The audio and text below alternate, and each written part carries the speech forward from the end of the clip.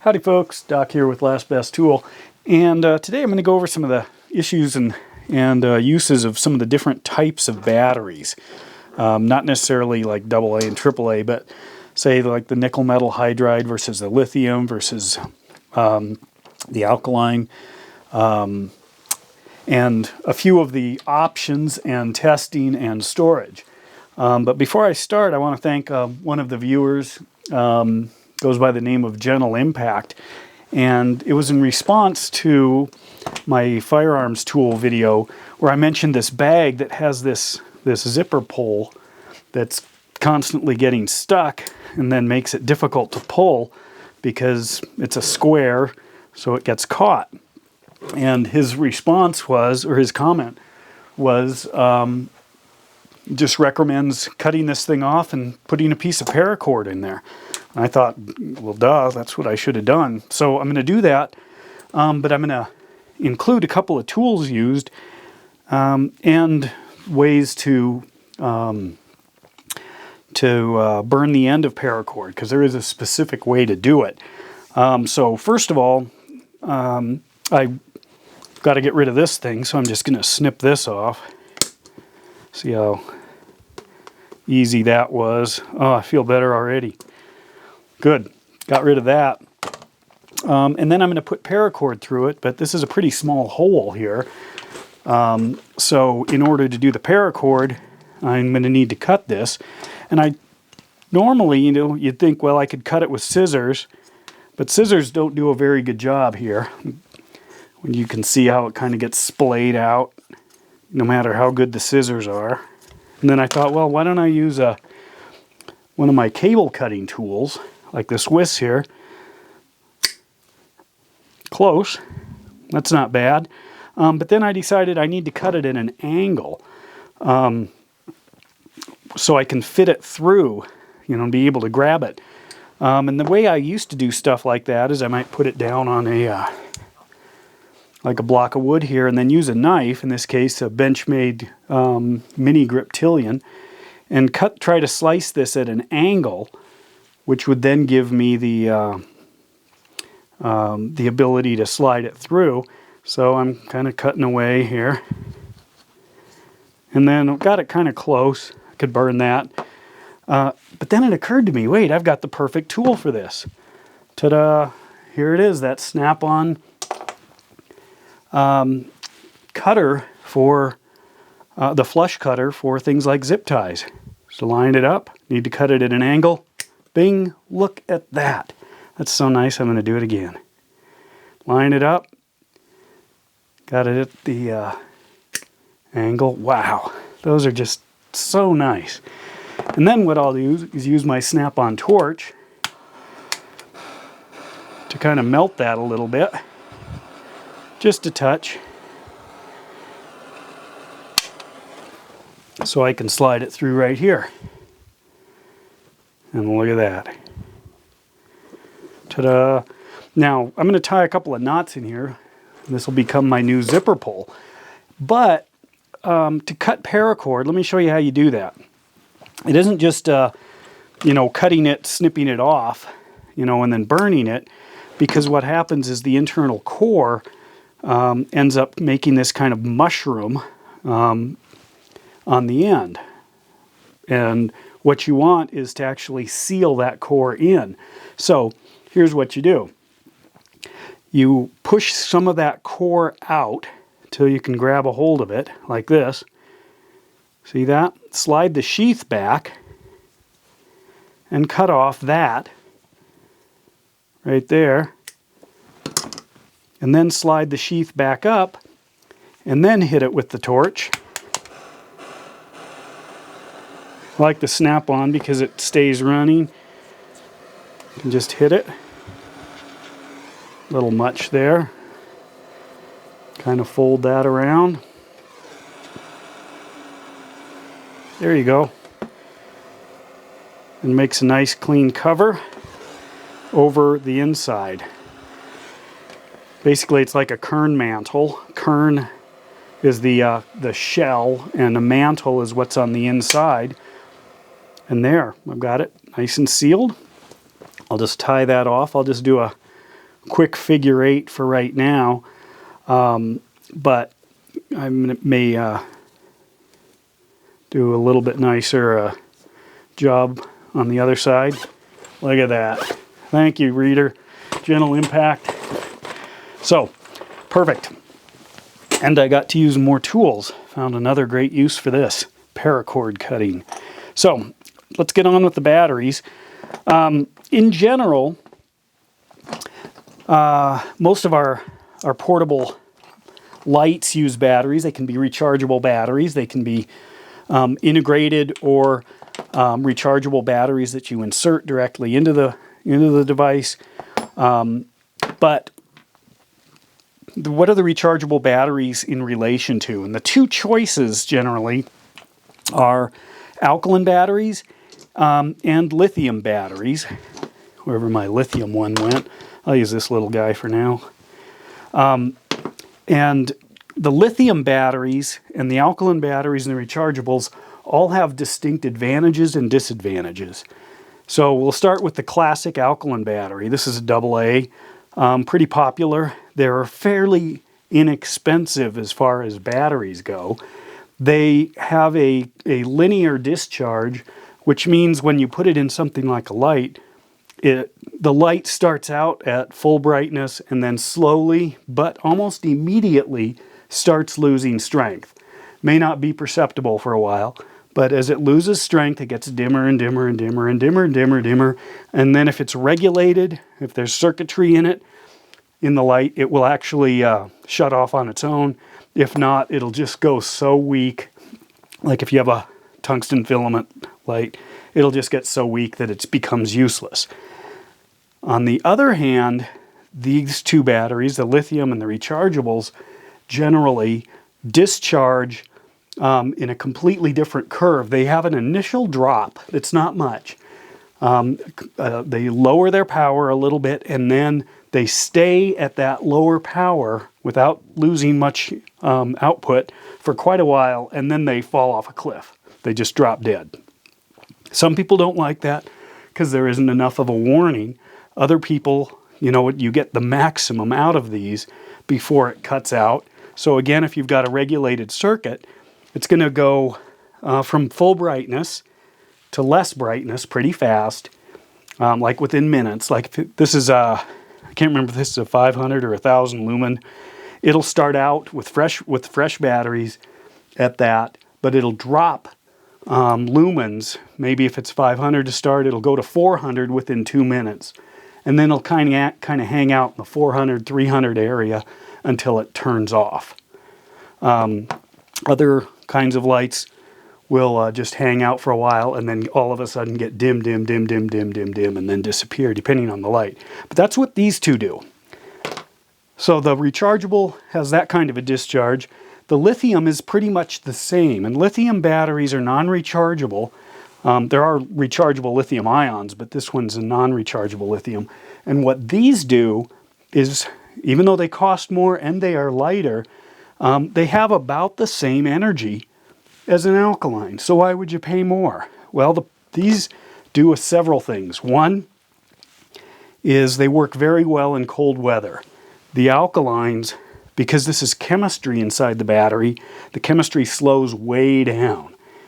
And this chemistry is not as affected by temperature, so stuff will still run. The voltage here might be the, it's kicking out, it's 1.5, 1.4 volts, but you get it cold and it'll drop under 1, and then your device won't work. This will continue to work. So you can use your camera or your light or your whatever this is in. So cold weather, great. Second is it's got a tremendously long shelf life compared to the alkaline batteries. These are catching up though, they're getting good, but 10 years is absolute minimum, and that might be 15. You might even be able to use them 20 years later. And with that shelf life comes generally the lack of corrosion. Whereas these, if you leave them in a device, come back 2 years later, it might all be corroded and your device is ruined. These are just sitting there waiting. Unless there's some spontaneous discharge in the circuitry, it'll be good to go. So that's why you'd use a lithium, is for cold weather or storing it for a long time. Now, these batteries here are the CR123s. These are non-rechargeable, these particular ones, but they do make rechargeable ones. These are used because they're a higher output, and they're higher quality, like these Surefire lights, will use the CR123s. They're excellent energy sources. They are a little bit more expensive, but you can get them at the grocery store now because lots of things use them. Why would you use them over, say, a AA? Well, that's up to you. Most of it is, these do work well in cold weather. They are a lithium cell. They last a long time, long shelf life, but they're also very powerful. So if you need that kind of power or duration or cold weather performance, or maybe even small size, then this is the way to go. Now, these are both Surefire lights. This one takes one CR123, whereas this other one takes two. And I look at these as, you know, I may not need the full power here, but I'm storing the other battery inside it. So rather than carry this light and an extra battery, I carry this light and I use it on the low setting, and it's essentially got the spare battery in there. So my runtime on the low setting is like twice as long as on this low setting. But at high output, neither one's going to last very long. That's just the nature of it. So what I'm saying here is your battery storage can actually be in the light rather than carrying one by getting a light with more storage. These two, to answer the question about, say, a AA or a CR123 light, this one's a CR123, takes one of these. This one takes a AA. They're about the same, real close in size, same manufacturer, same basically manual of arms, same operation.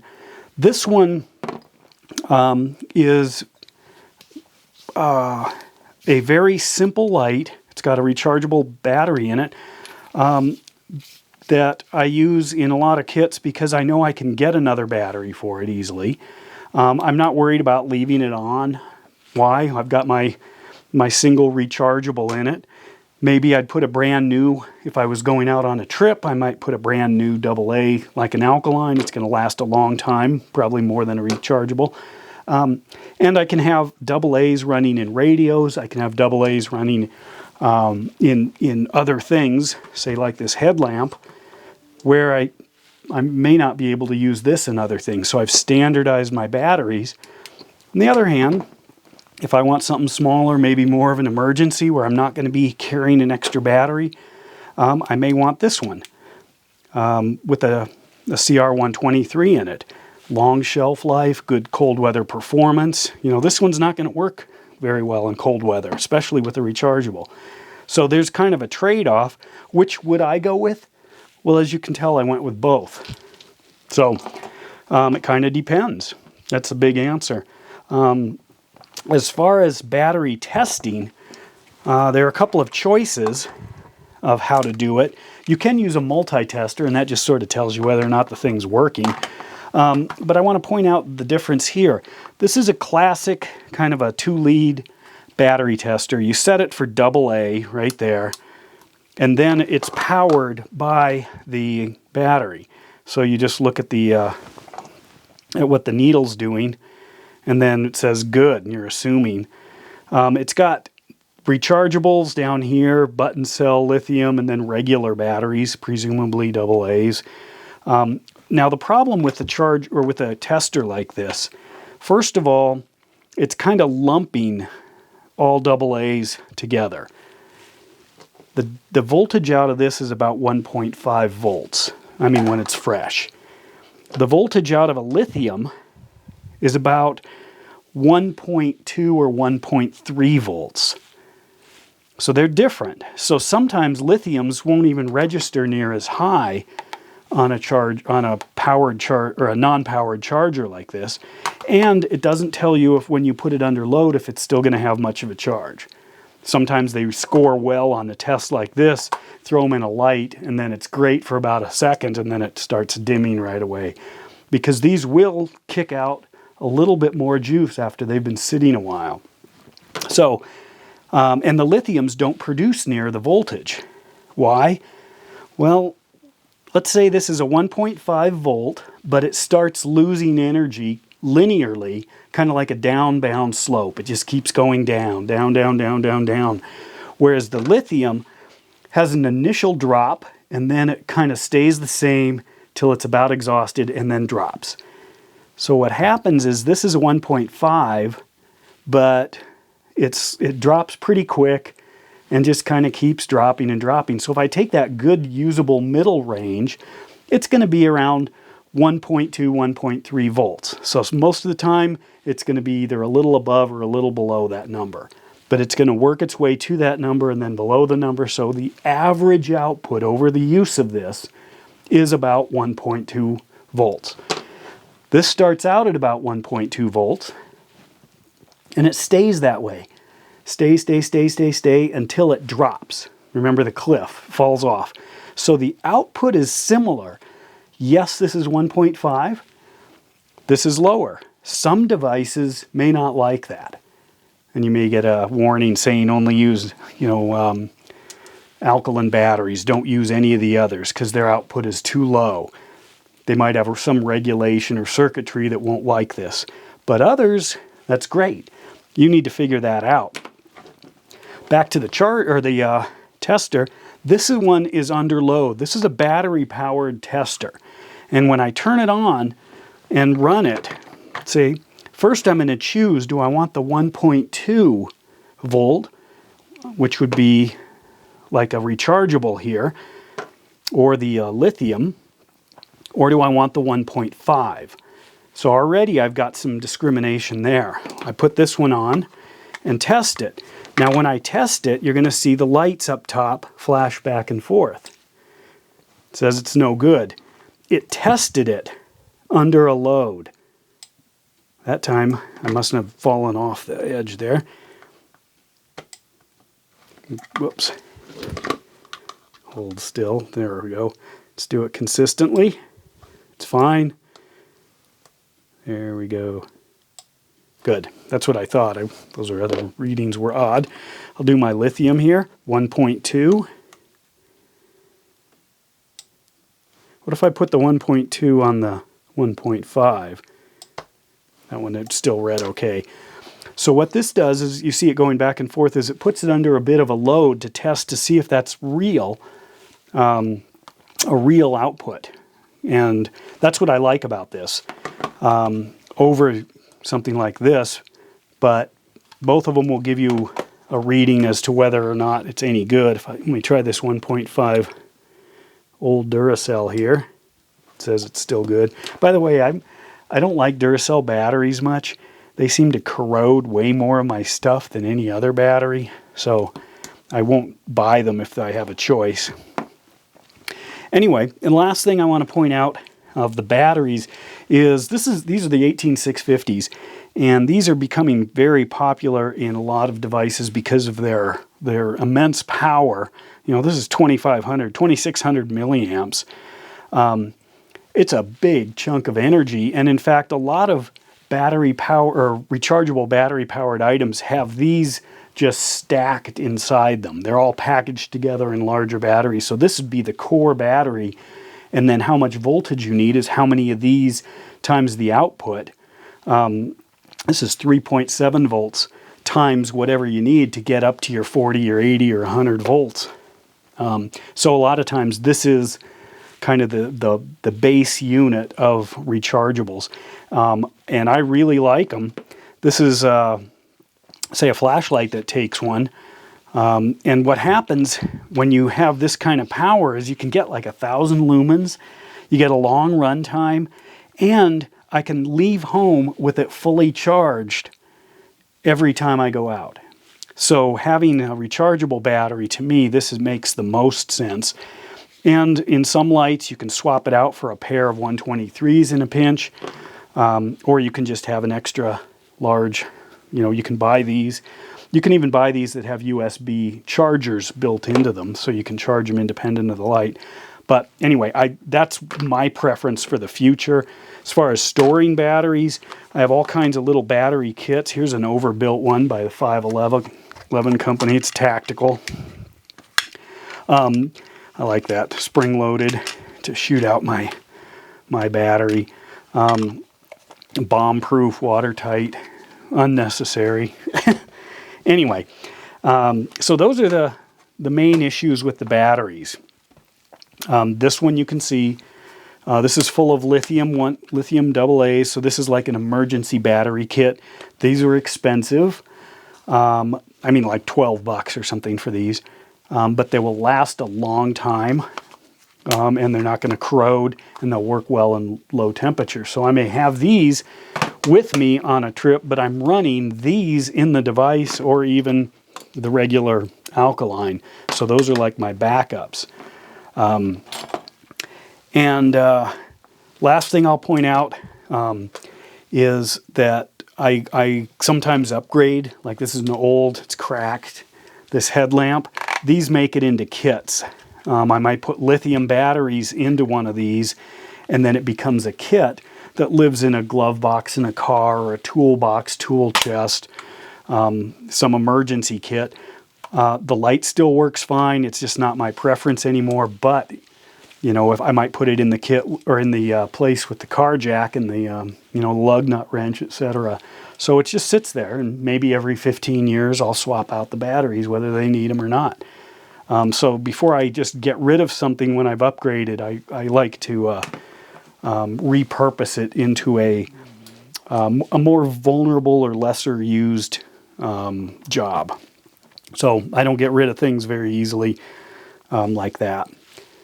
Anyway, I hope this was helpful, and with that, Doc out.